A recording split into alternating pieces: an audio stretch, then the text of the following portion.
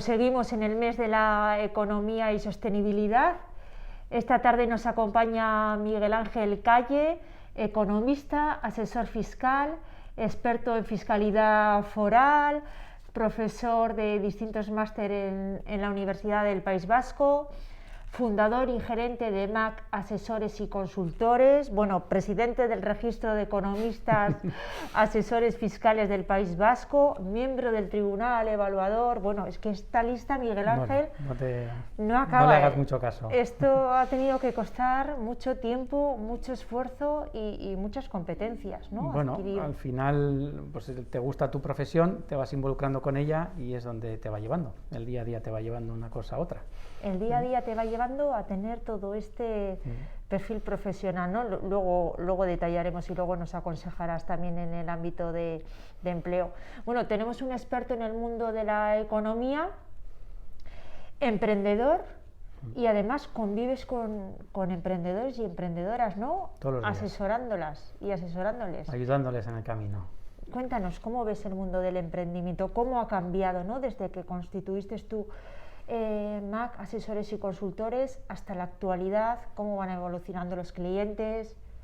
Va evolucionando o ha ido evolucionando de la misma manera que ha evolucionado la economía y la vida. O sea, cada día es más compleja y más diversa.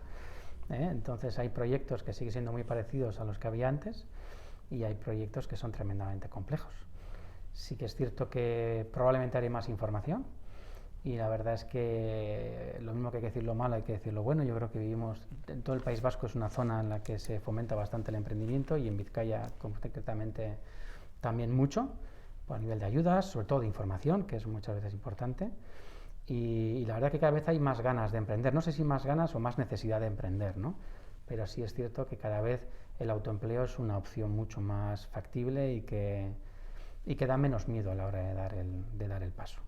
El autoempleo como una opción más cercana, más real y además acompañada, ¿no? Como dices tú, en el País Vasco. Nosotros que conocemos más nuestro territorio vamos a hablar sobre él, ¿no? Sí.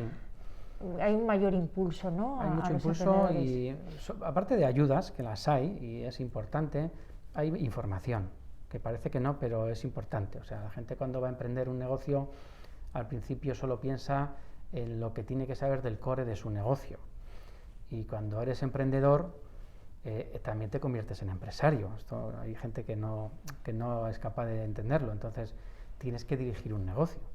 Entonces, tú igual eres informático y quieres montar una empresa informática, o eres carpintero, lo que te dé la gana. Y te conviertes ya no ni en carpintero ni informático, sino en director general de una empresa, por pequeña que sea, que tiene sus mecanismos, tiene sus obligaciones, tiene sus costes, sus compromisos con trabajadores y proveedores y clientes, y entonces tienes que gestionar como empresario, ¿no? Y por lo menos pues hay organismos en los que, si tú quieres, te dan mucha información, aparte de también ayudas, pero sobre todo mucha información, que yo creo que es muy importante.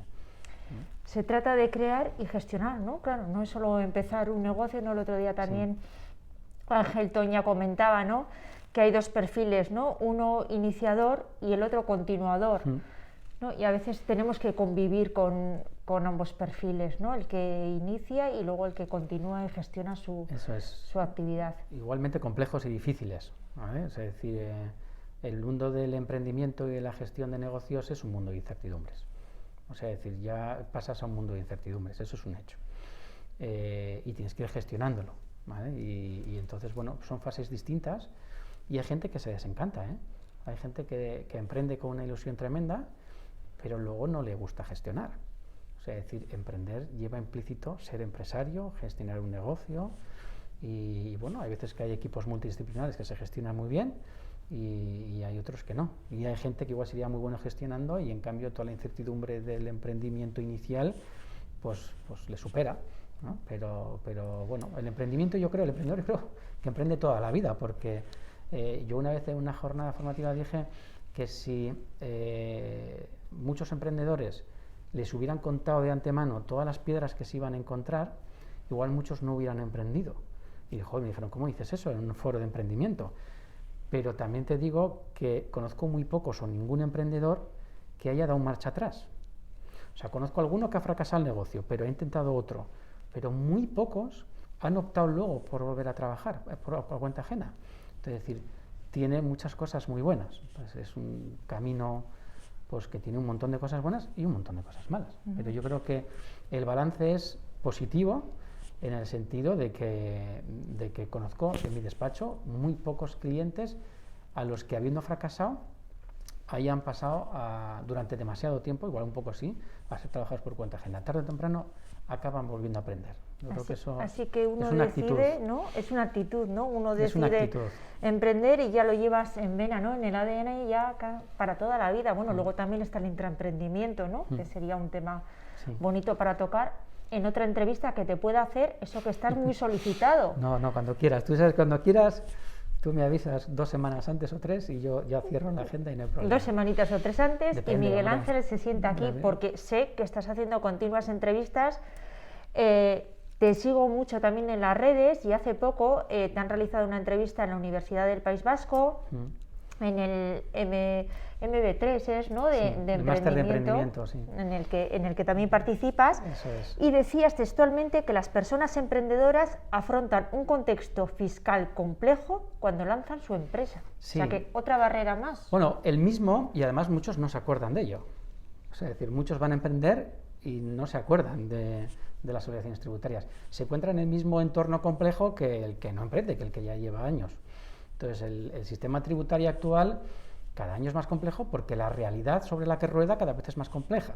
O sea, el sistema tributario no deja de ser el sistema por el cual se recaudan los impuestos sobre los hechos económicos que producen manifestación de renta. Entonces, si los hechos económicos cada vez son más dispares y complejos, si la economía cada vez es más complicada y más compleja, la fiscalidad sobre ello cada vez es más complicada y más compleja. También los sistemas de gestión antifraude que todos los países están implantando, pues están bien en el sentido de que controlan el fraude, pero te complican el día a día a la hora de cumplir tus obligaciones tributarias. Entonces, cada reforma tributaria es más compleja que la anterior para el contribuyente. Así que un emprendedor, una emprendedora no se puede olvidar que va a ser empresario o empresaria, que va a tener que gestionar y que hay una fiscalidad ahí también que hay que atender. Sí, y además tiene que entenderla, porque no la entiende mucha gente. O sea, es decir, el sistema tributario está diseñado de forma que el contribuyente normal, la persona física, el consumidor, apenas tiene que llevar a cabo obligaciones formales para pagar los impuestos. Es quien más impuestos paga, pero no le cuesta tiempo. O sea, la declaración de la renta te llega casi hecha, el IVA que pagas en una Coca-Cola o en cualquier consumición te la recauda el hostelero, y entonces tú estás pagando una serie de impuestos cuando haces una escritura o lo que sea, pero siempre te la recauda otro, ¿vale? El sistema tributario está hecho de forma que quien desarrolla una actividad económica, como se presupone que tiene una estructura capaz de gestionar impuestos, se le obliga a ser un recaudador. Entonces, un emprendedor, cuando monta la empresa, aunque los 2 primeros años no gane un dinero, no gane un duro, él no va a pagar impuestos, pero va a tener la sensación de que paga impuestos. ¿Por qué? Porque cuando pague la nómina al trabajador, le obligan a retener una cantidad que la tiene que ingresar trimestralmente. Ese impuesto no lo paga él, lo paga el trabajador, pero sale de tu cuenta corriente. Entonces te da la sensación de que tú estás pagando impuestos. Y el IVA que cobra a sus clientes, pues si resta el IVA que paga a sus proveedores y la diferencia la tiene que ingresar a Hacienda. Es un impuesto que es neutro para él. ¿Quién paga el IVA? El consumidor final. Pero ese empresario lo recauda y lo tiene que ingresar. Entonces, cada 3 meses va a tener que pagar IVA y retenciones. Esos 2 impuestos nunca le van a hacer ganar dinero, porque no son suyos, son del contribuyente. Pero si te equivocas te pueden hacer perder dinero, ¿vale? Porque el impuesto que él debería pagar es el del impuesto sobre sociedades, que es el que paga de verdad, y solo lo pagas cuando tienes beneficios. Pero por el camino te han impuesto unas obligaciones de recaudador, porque tiene que ser así, no puede ser de otra manera, en las que si tú te equivocas pierdes dinero y si lo haces perfecto no pierdes dinero, pero nunca vas a ganar. Entonces esto es una obligación que se le impone a todo el mundo, a todos los empresarios, y entonces claro, cuando estás emprendiendo no tienes tiempo, no tienes recursos, no tienes conocimientos, y es muy fácil que te equivoques y pierdas dinero en IVA, tengas que ingresar unas retenciones con recargo. Es como un pequeño campo de minas que se te pone, pero no por ser emprendedor, sino que ya formas parte de la clase de empresarios o profesionales y tienes esas obligaciones para que el ciudadano de a pie no las tenga. Para que el ciudadano de a pie, cuando cobre la nómina, no tenga que ser él quien ingresa a cuenta de Hacienda. Vaya masterclass en 3 minutos y medio para que entendamos. Hay muchos emprendimientos que dicen, es que pago muchos impuestos. No, no los pagas, los recaudas. De hecho, si te paras a pensarlo, te estás financiando durante ese trimestre. El problema es que te salen 5.000 euros de la cuenta de ese trimestre y te quedas seco. ¿Vale? Claro, tú vas contando que es tuyo, que lo tienes, pero tienes que prever que eso que mantienes ahí en tu cuenta, pues en 3 meses va a salir, ¿no? Un pequeño siervo de Hacienda. Vas recaudándole para luego devolverle a Hacienda, porque no son tus impuestos. Bueno, pues conceptos aclarados. Y vamos a uno más en el que también, sois pioneros, ¿no? Desde vuestra asesoría y consultoría, digitalización. Estamos hablando que llegó marzo del 2020, nos pilló el 90% de sorpresa o lejano, ¿no? El concepto de digitalización, de tecnologías para tener una reunión online o seguir una formación en línea, ¿no? Webinars, etcétera. Lo teníamos, pues pensábamos que estábamos muy actualizados, ¿no? Ya llegará, ¿no? Ya llegará, pues yo me apaño como puedo, y resulta que llega un día clave en el que nos mandan a casa y sí o sí nos tenemos que subir o tenemos que actuar en clave de digitalización. Algunos nos tuvimos que subir a toda prisa y involucrarnos y poner el máximo esfuerzo para continuar los servicios de manera online, pero otros, como es vuestro caso, ya lo teníais implantado. Incluso luego voy a comentar, porque somos clientes de Mac Asesores desde nuestro nacimiento, ¿no? Ya nos teníais enseñados incluso a los clientes a trabajar o a comunicarnos con la asesoría, en este caso, en este ámbito digital. ¿Y cómo esa visión estratégica de vamos a ponernos en marcha antes de que sea una obligación? Nosotros somos un despacho de asesoría y nos pasa muy parecido a ti, prestamos servicios a empresas y a profesionales. Entonces, prestamos servicios a empresas y profesionales muy dispares, desde empresas tecnológicas hasta agricultores.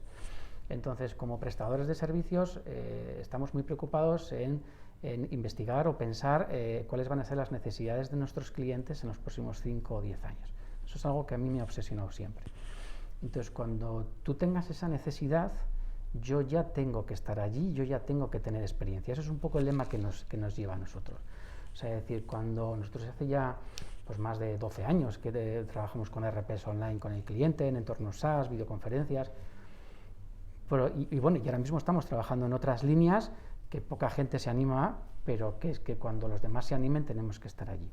No es posible que en un mundo en el que nadie mira la cuenta en la libreta, sino que la miramos en el móvil, estemos llevando físicamente, por imperativo, las facturas físicamente al despacho de asesoría para que nos las devuelvan con un sello de contabilizado, ¿vale? Hay gente que sigue llevándolas porque no quiere cambiar. Nosotros no excluimos a nadie, tenemos clientes dispares y cada cliente es un mundo. Pero lo que tenemos muy claro es que tenemos que, como prestadores de servicios, mirar a los próximos 5 o 10 años lo que creemos que van a necesitar nuestros clientes y tomar la decisión de si queremos ir hacia allí. Y si queremos ir hacia allí, no vale que yo empiece a ir cuando empieces a ir tú. Tengo que estar allí cuando tú quieras llegar. Esa es un poco nuestra filosofía y nuestra forma de verlo. Entonces, buen mensaje, Miguel Ángel, llegar antes y cuando hayan llegado los demás, ya tener experiencia en ese campo. Tú como cliente mío tengas la necesidad de hacer una videoconferencia, tengo que tener la experiencia de que no te sientas violentada. O sea, es decir, sobre todo al emprendedor, son unos procesos. Yo os lo digo a todas mis compañeras, el emprendimiento es un proceso de una incertidumbre absoluta, todo es incertidumbre, todo es miedo, la gente te asesora pero disparando con pólvora de otro, o sea, es decir, tampoco es fácil ponerse en tu lugar. Entonces nuestro servicio tiene que resolver problemas y resolver dudas. Y cosas tan absurdas como el cómo me vas a mandar la comunicación, tienen que estar bien guiadas. Entonces, esa es un poco la filosofía, que cuando llegues ahí, que cuando tengamos un cliente en el que toma la decisión, oye Miguel, no quiero ir más a la oficina, te quiero dejar en una nube las facturas, o quiero utilizar un RP que tú me recomiendes para que nos conectemos y trabajemos en tiempo real, ¿no? Esa es un poco la mejor solución, porque trabajamos sobre la misma plataforma todos, ¿no? Pues nosotros tenemos que estar allí ya. O sea, tenemos que saber manejarlo, tenemos que saber guiarte, tenemos que tal. Somos asesores fiscales y contables y laborales. Pero eso no deja de ser herramientas con las cuales prestamos el servicio, y es así.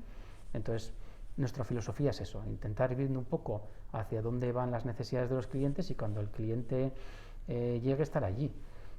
Perdemos mucho tiempo, incluso dinero, probando cosas que luego puede que funcionen y puede que no funcionen. Hay que verlo como una inversión, ¿no? Es lo que toca, Sí, ¿no? y hace mucho tiempo que tenía claro que quería el despacho totalmente digitalizado, hace muchísimos años, pero para muchas cosas, para optimizar, para una cuestión ecológica también, de gastar papel a lo tonto, me pone pero de los, aquí hay muchos recursos, de los ¿no? nervios. Y muchos objetivos o muchas visiones o valores, ¿no? Desde 4 o 5 días antes de la declaración del estado de alarma, ya estaban teletrabajando todos los compañeros de trabajo. Y bueno, no te pasó como a nosotros, que seguimos aquí hasta que nos mandaron para casa directamente. Sí, ya me dio la sensación de que esto no iba a ser para 3 días. Entonces, pues cada persona en su casa pues tenía su ordenador, las doble pantalla, trabajamos todos con doble pantalla, el ordenador, el teléfono de la oficina, tenemos telefonía IP y entonces tienen el teléfono fijo. Y todo, absolutamente todo, como está digitalizado, pues a la oficina voy yo a las mañanas. Mini delegaciones. Voy yo a la mañana con una compañera y está vacía la oficina. Y no notamos nada en el día a día de trabajo. No notamos nada. Que yo creo que va a venir bien también, para determinados momentos de conciliación, o momentos complicados en la vida personal de alguien. Ahora ha sido complicado en esta época, ¿no? Porque yo me acuerdo en casa, ¿no? Decían conciliar, ¿no? Era todos en casa, no hemos podido practicar esa conciliación. Pero eso no es teletrabajo. ¿No? Porque eso ha sido una bomba. Teletrabajar con todos los niños en casa no es teletrabajo. Lo que hemos hecho es salvar los muebles en un momento de crisis. Y yo creo que en general lo hemos hecho todos muy bien. Yo eso es lo que creo, por lo menos yo a mis compañeras, vamos, me quito el sombrero y desde aquí lo digo, pero es trabajar en momentos de crisis. No podemos entender eso como teletrabajo. Teletrabajo es otra cosa. Llegará momentos, ¿no? de que las herramientas tecnológicas se incorporen en nuestro día a día para mejorarlo, ¿no? Pero desde otro punto de vista. Ya ¿no? hay, o sea, ya existe esa posibilidad. Lo que igual hay que cambiar son algunas mentalidades, pero por ámbito de todos. O sea, decir, yo creo que ya íbamos hacia allí. Es una cuestión de responsabilidad. O sea, si hay responsabilidad por parte del empresario y responsabilidad por parte del trabajador, pues es que teletrabajar no hay ninguna dificultad. Hay cosas que es mejor el presencial, el contacto humano, pero bueno, yo creo que un mixto, o sea, hay gente que en un momento determinado o toda su vida le puede venir muy bien el teletrabajo. Pues por ejemplo, para tanto que se habla de la España vaciada o para, bueno, pues puede ser interesante. A mí me da igual donde estén. Tengo una chica trabajando en Suence, ¿sabes? Que es que me da igual, puedes estar donde quieras si trabajamos de forma deslocalizada. Pero como herramienta de trabajo habitual, yo muchas veces lo he dicho a muchas compañeras, y me da igual cómo te organizas, el trabajo tiene que estar hecho, eso sí, bien hecho.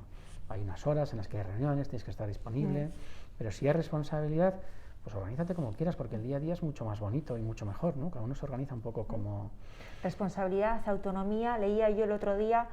¿Quién trabaja bien desde su casa? Pues el que trabaja bien desde su sitio físico, ¿no? Sí, el que pero, tiene a su base pues mira, te voy a decir que yo creo que trabajar desde casa magnifica las dos versiones. Hay gente que hay que pagarle el ordenador, pero decir que estás en tu casa no quiere decir que no puedas tener vida. Y hay gente que no trabaja en la oficina, pues en casa es mucho más fácil no trabajar. Va unido, ¿no? Y es un hecho eso, pero eso el ser humano es como es, no... Y del ticket buy, ¿qué nos puedes adelantar? Esto que ahora nos preocupa tanto, ¿no? Se ha retrasado un poco, pero ahí está, a las puertas. Nos tiene que ocupar y no preocupar, ¿vale? Ticket buy no es una invención foral, o sea, es decir, a nivel internacional hay preocupación en el fraude, en la ocultación de ingresos y ese tipo de cosas, ¿no? Entonces hay distintas corrientes, pensamientos internacionales de cómo combatir el fraude que se está dando en los distintos niveles. A nivel mundial se sabe que hay determinados sectores que tienen más facilidad para no declarar rentas, ¿vale? Entonces, desde hace ya muchos años, muchos países han ido implementando sistemas que garanticen que no se pueda ocultar las ventas una vez realizadas. Y esto, pues hay muchos países, o sea, ya hay un informe de la OCDE de hace muchos años y lo han implantado en un montón de países, pero países como México, Perú, Portugal, o sea, un montón de países.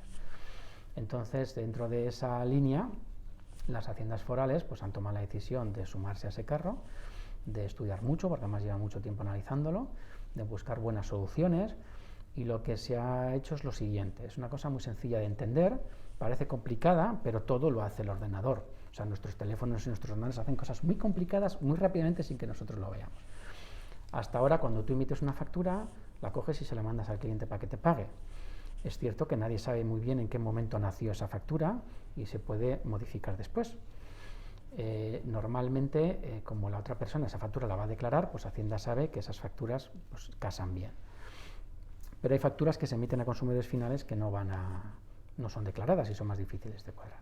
Entonces, lo que se ha decidido es, cada vez que se emita una factura por cualquier contribuyente, emita quien emita, simplificadas, no simplificadas, para empresas, particulares, lo que sea, se va a hacer muy parecido a la factura a la factura pública que se hace, que está firmada electrónicamente. En el mismo momento que se emite, se genera un fichero XML que va con todos los datos de la factura, algunos datos del contribuyente que la emite y otros datos de la casa de software con la que se hace la factura, ¿vale? Luego te explico por qué. Y también lleva los datos de la factura anterior, serie y número de la factura anterior. Esa se firma electrónicamente, lleva una firma electrónica de forma que ya no la puedes modificar porque si no estaría corrompida. Y cuando la haces físicamente, cuando la imprimes, tiene un código QR y unas letras, ¿vale? Ese fichero también lleva incluido no solo la serie y el número de la factura anterior, sino también los 100 primeros caracteres de la firma electrónica de la anterior. De forma que a medida como una especie de tecnología blockchain va encadenado una factura con otra y Hacienda sabe que le has traído todos los XML de todas las facturas y que no falta ninguna por el camino, ¿vale? En Vizcaya no, pero en Álava y en Guipúzcoa han tomado la decisión de que según se emite en ese mismo momento tiene que ser comunicada a Hacienda en tiempo real, ¿vale? También hay estudios a nivel internacional que demuestran que cuanto menos tiempo pasa entre el hecho imponible y la declaración, menos tiempo hay para el fraude, ¿vale? Bueno, ahora la realidad es que con este sistema que han buscado las haciendas forales, que está firmado electrónicamente y encriptado y demás, la verdad es que no se puede modificar, ¿vale? ¿Y por qué no se puede modificar? Porque si el software con el que haces las facturas te permitiera modificar, las sanciones que van a meter, que son muy importantes, no solo te las meten a ti, sino también a la casa de software. Y dentro de ese fichero también va el número de registro del fabricante de software. De forma que Hacienda sabe toda una cadena de control. Hacienda sabe perfectamente con qué software has emitido las facturas y ese software tiene que estar inscrito, no es una homologación, lo que hacen es una inscripción en un registro de las haciendas forales en el que certifican que cumplen con los requisitos. De forma que hacen una especie de cadenas de encaje en el que saben que nadie va a mentir, ¿vale? Entonces, toda la factura, una vez emitida, tiene que ser declarada, no hay otra posibilidad, ¿vale? Porque si no, Hacienda se enteraría. La cuestión va a estar en ser capaz Hacienda de que todo el mundo llegue a emitirla, ¿vale? Es decir, si tú vas a un bar, pues puedes inspeccionar a ver si tican en el TPV, porque en el mismo momento que tiquen en el TPV, esa factura va a salir disparada en Guipúzcoa y Álava, y en Vizcaya no, pero va a ser entregada posteriormente. Pero claro, si no se llega a ticar, o si tú me prestas un servicio y no llegas a emitirme la factura, pues ahí todavía hay un reto por delante para ejercitarlo, ¿no? Pero lo que intenta es eso. ¿Quiere decir que todo el mundo sea defraudador? No. La tecnología permite hacer este tipo de cosas y a nivel internacional todos los países desarrollados lo están haciendo. De hecho, España es uno de los últimos que lo está haciendo. También ¿Y qué fecha tenemos para sumarnos? El 1 de enero. El 1 de enero. El 1 de enero. En el caso de Vizcaya entramos todos de bloque y en el caso de Guipúzcoa y Álava pues van a entrar por fases. Bueno, Álava todavía no ha dado mucha información, pero nos hace pensar que va a ir un poco parecido a Guipúzcoa. Y Guipúzcoa pues empieza con los asesores fiscales como tractores con los clientes y luego va a ir por epígrafes, ¿no? En Vizcaya entramos todos en bloque el 1 de enero. ¿Por qué digo que hay que ocupar pero no preocupar? Tienes que ocuparte de que tu software de emisión de factura cumpla esos requisitos, tienes que ocuparte de tener un certificado electrónico para poder firmarlo y poco más. Poco más, porque realmente lo normal es que cuando hagas la factura, pues ahora va a haber un momento en el que dices firmar o hacer, o cada software pondrá el botón que quiera, y en ese mismo momento el ordenador lo hace todo por debajo. Lo hace todo, lanza la factura a Hacienda y te presenta en pantalla la factura con el código QR. Ya está. Ya tienes la factura. Los asesores tenemos más retos por detrás. La envías al cliente. Exacto. ¿No? Los asesores tenemos más retos por detrás, ¿vale? Pero el empresario normal, ese es el problema que tiene. Entonces se tiene que ocupar de que sea así, de tener un certificado a tiempo, de que la casa de software funcione. ¿Qué pasa si emito muy pocas facturas? Pues la página web de las distintas haciendas te va a permitir hacer la factura desde ahí.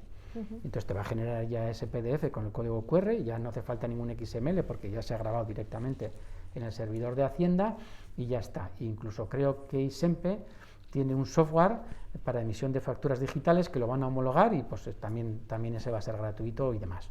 ¿Vale? Entonces, o sea, que cada uno irá buscando sus soluciones a no es medida algo de su muy nivel de grave facturación. porque todas las casas que hacen que emiten facturas, todos los softwares que se utilizan en emisión de facturas se van a adaptar.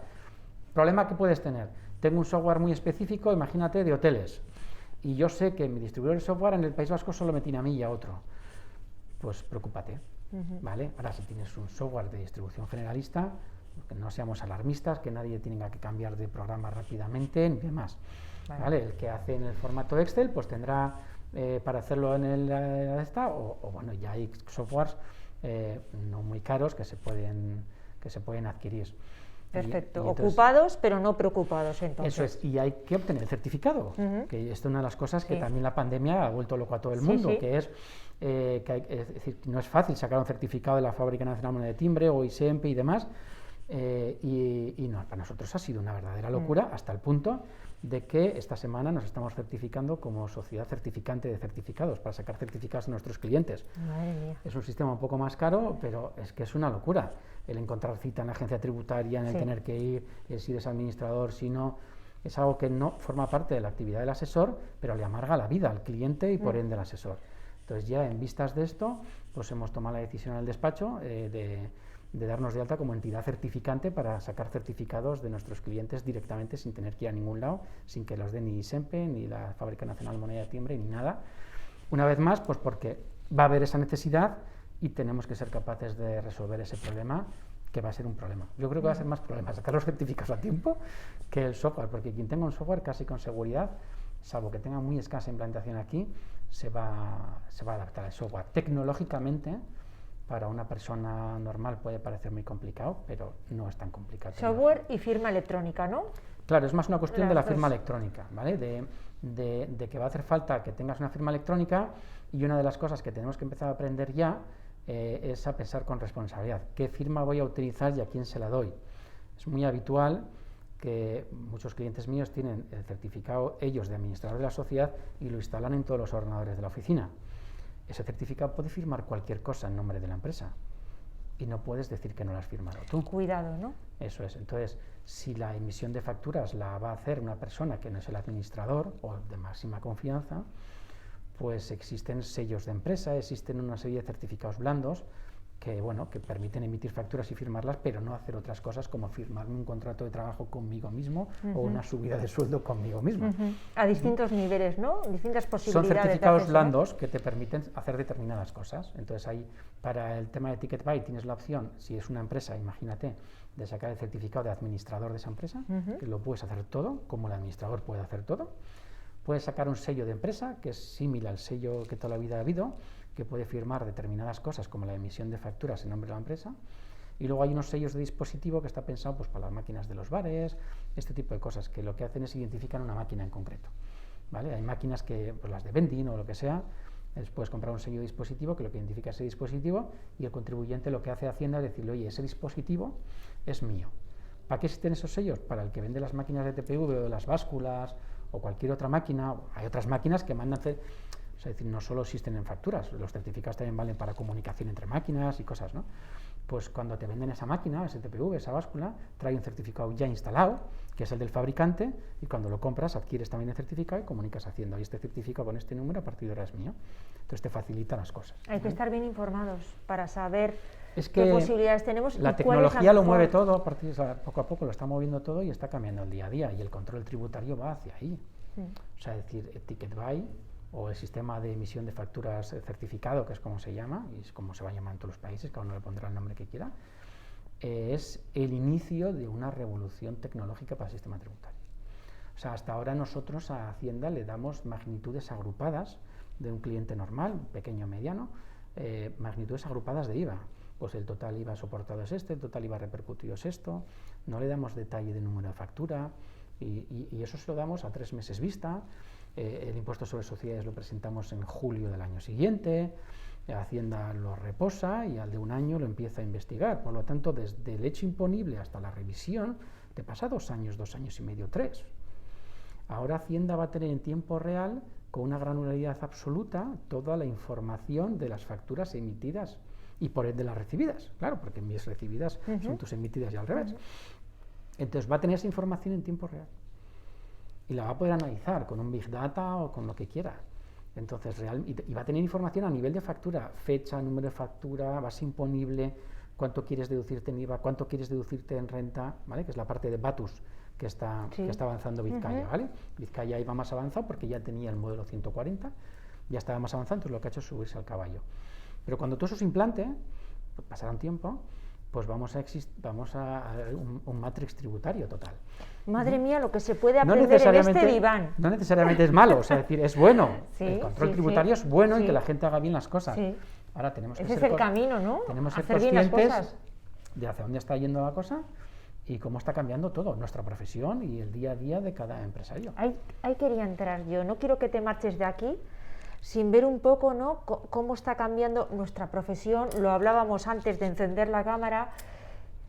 Dentro de esta economía que se nos presenta ya, ¿cómo ves las posibilidades de que aquellas personas que están buscando empleo encuentren su empleo, su oportunidad profesional? ¿Y qué consejos les das para que tengan, bueno, pues obtengan esa meta, ¿no? Porque hemos hablado de empresas, hemos hablado de emprendedores, pero también toca hablar de aquellas personas que no quieren o no ven la posibilidad o no tienen la necesidad o, bueno, pues no estudian ponerse por su cuenta y quieren trabajar por cuenta ajena. ¿Qué podemos decirles? Bueno, yo les animaría a intentarlo. También es cierto que emprender tiene sus complicaciones y bueno, hay que valer. Yo creo que es una cuestión de actitud, o sea, es decir, más casi que de capacidad, porque lo importante de cualquier emprendedor y de cualquier trabajador también, no es tanto saberlo todo, sino saber dónde conseguir información, no tener miedo, saber ir pasando paso a paso e ir aprendiendo de los errores, ¿vale?